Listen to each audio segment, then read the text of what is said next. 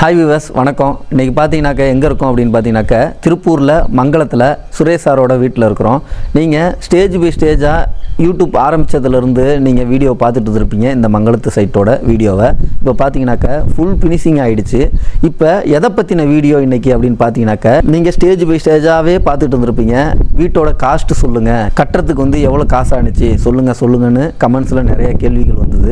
ஆரம்பத்துலேருந்து இபி வாங்கினதுலேருந்து போர் போட்டதுலேருந்து full finishing கட்டி முடித்து பெயிண்ட் அடித்து பட்டி பார்த்து இன்ன வரையிலும் எவ்வளோ செலவானுச்சு அப்படிங்கிற ஃபுல் வீடியோ தான் இந்த வீடியோ. இந்த வீடியோவை முழுசாக பாருங்கள். அப்போ தான் நான் என்ன சொல்ல வரேன் அப்படிங்கிறது உங்களுக்கு புரிய வரும். இந்த வீட்டோட பில்டப் ஏரியான்னு பார்த்தீங்கன்னாக்கா 1300 ஸ்கொயர் ஃபீட்டுங்க. வீடு கட்டுறதுக்கு எவ்வளோ காசு செலவாயிருக்கு அப்படிங்கிறத இந்த வீடியோவில் நம்ம பார்க்க போகிறோம். வாங்க வீடியோக்குள்ளே போகலாம். அதுக்கு முன்னாடி நம்ம வீடியோவை தொடர்ந்து நிறைய பேர் பார்க்குறீங்க. உங்களுக்கு திருப்பூர், கோயம்புத்தூர், சூலூர், சரவணம்பட்டி, பெருமாநல்லூர் இந்த மாதிரி இடங்களில் வீடு கட்டணும் அப்படின்னு நீங்கள் நினைக்கிறீங்க அப்படின்னாக்கா வீடியோ கீழே என்னோடய நம்பர் இருக்கும், கால் பண்ணி பேசுங்க. நம்ம நல்லபடியாக வீடு கட்டி தரலாம். வீடு கட்டின பில்டப் ஏரியான்னு பார்த்தீங்கன்னா 1300 ஸ்கொயர் ஃபீட்டு. இந்த 1300 ஸ்கொயர் ஃபீட்டுக்கு எவ்வளோ செலவாயிருக்குது, எவ்வளோ சிமெண்ட் வாங்கணும், எவ்வளோ கம்பி வாங்கணும் அப்படிங்கிறத உங்களுக்கு நான் தெளிவாக சொல்கிறேன். இந்த சைட்டோட அளவை பார்த்துடலாம். அகலம் பார்த்தீங்கன்னாக்கா 40 அடி, நீளம் பார்த்தீங்கன்னாக்கா 60 அடி இடத்தோட அளவு. இந்த வீட்டோட பில்டப் ஏரியான்னு பார்த்துட்டீங்க அப்படின்னாக்கா 1300 ஸ்கொயர் ஃபீட்டு. இந்த காம்பவுண்ட் வாலு, அதுக்கப்புறம் இந்த கார் பார்க்கிங் ஏரியா, இதையெல்லாம் சேர்த்து எவ்வளோ செலவாயிடுச்சு அப்படிங்கிற ஒரு ஃபுல் வீடியோ தான் இது. இந்த சைட்டுக்கு போர்வெல் போட்ட செலவும், அதுக்கப்புறம் போர்வெல்குள்ளே மோட்ரு இறக்கின செலவுன்னு பார்த்தீங்கன்னாக்கா 1,50,000ங்க. எம்சாண்டு பார்த்தீங்கன்னாக்கா 7 லோடு, அதாவது 4 யூனிட்டு ஒரு லோடு, 7 லோடு 1,61,000 எம்சாண்டு இறக்கியிருக்கோம். 3 லோடு பி சாண்டு இறக்கியிருக்கோம், 80,000. அப்புறம் 1.5 ஜல்லியும் 3/4 ஜல்லியும் 1,00,000 இறக்கியிருக்கோம்.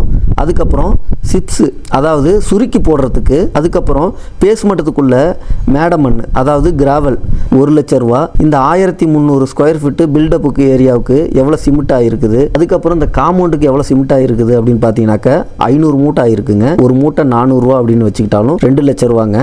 இந்த வீட்டுக்கு கம்பி எடுத்துருப்போம் இல்லைங்களா, 5 டன்னு எடுத்துருக்கோங்க. 1 கிலோ 65 ரூபா அப்படி கணக்கு வச்சுக்கிட்டாலும் 3,30,000 கம்பி மட்டுமே எடுத்துருக்கோங்க. அதாவது இந்த 1300 ஸ்கொயர் ஃபீட்டுக்கு வீடு கட்டுறதுக்கு மேஸ்திரிக்கு வந்து சதுர கணக்குக்கு வந்து 1300 × 450ங்க. அதாவது ஸ்கொயர் ஃபீட்டுக்கு வந்து 450 ரூபா நம்ம கொடுத்துருக்கோம். மேஸ்திரிக்கு மட்டுமே பார்த்தீங்கன்னாக்கா 5,85,000 நம்ம கொடுத்துருக்கோம். அதுக்கப்புறம் இந்த வீடை ஆரம்பிக்கிறதுக்கு குழி நோண்டணும், அஸ்திவாரம் பறிக்கணும், மேட மண்ணை வந்து உள்ளே கொட்டணும். இதுக்கெல்லாம் வந்து ஜேசிபி தேவைங்க. ஜேசிபிக்கு மட்டுமே நம்ம 30,000 ரூபா கொடுத்துருக்கோங்க. தண்ணி தொட்டி, செப்டி டேங்கு நம்ம கட்டி கொடுத்துருக்குறோம். உண்டான செலவுன்னு பார்த்தீங்கன்னாக்கா லிட்டருக்கு 15 ரூபாங்க. அதாவது செப்டி டேங்கு 6,000 லிட்டரும், தண்ணி தொட்டி 6,000 லிட்டரும் கட்டி கொடுத்துருக்கோம். இதுக்கு உண்டான செலவுன்னு பார்த்தீங்கன்னாக்கா செப்டி டேங்கோட செலவு 90,000, தண்ணி தொட்டியோட செலவு பார்த்தீங்கன்னாக்கா 90,000. இந்த வீடு கட்டுறதுக்கு, காம்பவுண்டு கட்டுறதுக்கு தேவையான செங்கல் நம்ம இறக்கணும் இல்லைங்களா. அதாவது ஒரு லோடு வந்து 6,000 செங்கலுங்க. அப்போ 6 லோடு நம்ம இறக்கியிருக்கோம். 36,000 கல் இறக்கியிருக்கோங்க. 36,000 இன்ட்டு ஒரு செங்கலோட விலை அப்படின்னு பார்த்தீங்கன்னாக்கா 9 ரூபா 75 பைசா அப்படின்னு வச்சுக்கலாம். 3,49,200 ரூபா நம்ம செங்கலுக்கு உண்டான அமௌண்ட் கொடுத்துருக்கோங்க. எலக்ட்ரிஷியன் கூலி அப்படின்னு பார்த்தீங்கன்னாக்கா 60,000 ரூபா கொடுத்துருக்கோங்க. அப்புறம் இந்த ஃபேன் மாட்டினது, ஸ்பாட் லைட் மாட்டினது, சிம்னி மாட்டினது அப்படின்னு ஒரு 10,000 ரூபா எக்ஸ்ட்ரா கொடுத்துருக்குறோம். இந்த வீட்டுக்கு எலக்ட்ரிக்கல் ஜாமானும் பிளம்பிங் ஜாமானும் நம்ம வாங்கியிருக்கோம் இல்லைங்களா, எவ்வளோ வந்திருக்கு அப்படின்னாக்கா 1,55,000 வந்திருக்குதுங்க.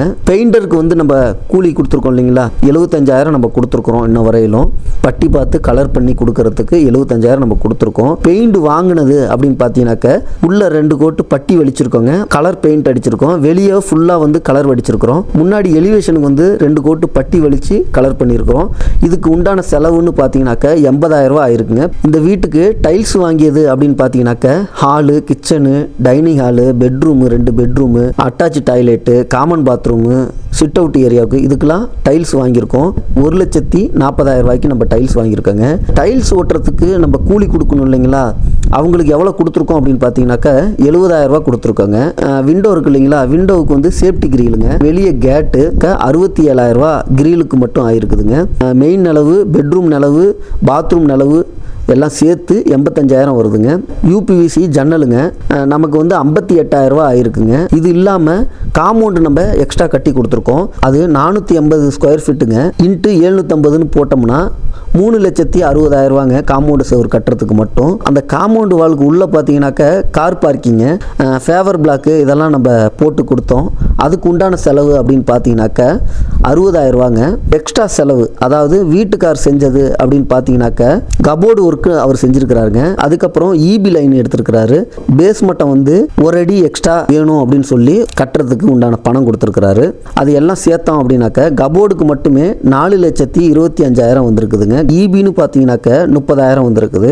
பேஸ் மட்டம் வந்து ஒரு அடி ஹைட் பண்ணணும் இல்லைங்களா, அதுக்கு பார்த்தீங்கன்னாக்க 1,50,000 ரூபா வந்திருக்குது. மொத்தம் பார்த்தீங்க அப்படின்னாக்க 41,40,000 ரூபா வந்திருக்குதுங்க இந்த வீடு கட்டுறதுக்கான உண்டான செலவு. இந்த வீடு 1300 ஸ்கொயர் ஃபீட்டு. அது இல்லாமல் இந்த காம்பவுண்டு ஒர்க்கு, அது இல்லாமல் ஃபேவர் பிளாக்கு, அதுக்கப்புறம் உள்ளே வந்து இன்டீரியல் ஒர்க்கு, கபோர்டு, டிவி யூனிட்டு இதெல்லாம் சேர்த்து மொத்தமாக கட்டி முடிக்கிறதுக்கு எவ்வளோ செலவாயிருக்கு அப்படின்னு பார்த்தீங்கன்னாக்க 41,40,000 ரூபா ஆயிருக்குங்க. பில்டப் ஏரியா அப்படின்னு பார்த்தீங்கன்னாக்க 1,300 ப்ளஸ் இந்த காம்பவுண்டு உள்ள இன்டீரியல் ஒர்க்கு இதெல்லாம் சேர்த்து 41,40,000 ரூபா ஆயிருக்குங்க இந்த வீடு கட்டி முடிக்கிறதுக்கு. உங்களுக்கு புரிகிற மாதிரி எல்லா விஷயத்தையும் ஒவ்வொன்றா, அதாவது செங்கல் வாங்கினதுலேருந்து, எம்சாண்டு வாங்கினதுலேருந்து, கம்பி வாங்கினதுலேருந்து எல்லாமே புரியும்படி நான் விலைக்கு சொல்லியிருப்பேன் அப்படின்னு நான் நம்புகிறேன். கமெண்ட்ஸில் வந்து சொல்லுங்கள். அதுக்கப்புறம் நம்ம வீடியோவை தொடர்ந்து நிறையா பேர் பார்க்குறீங்க.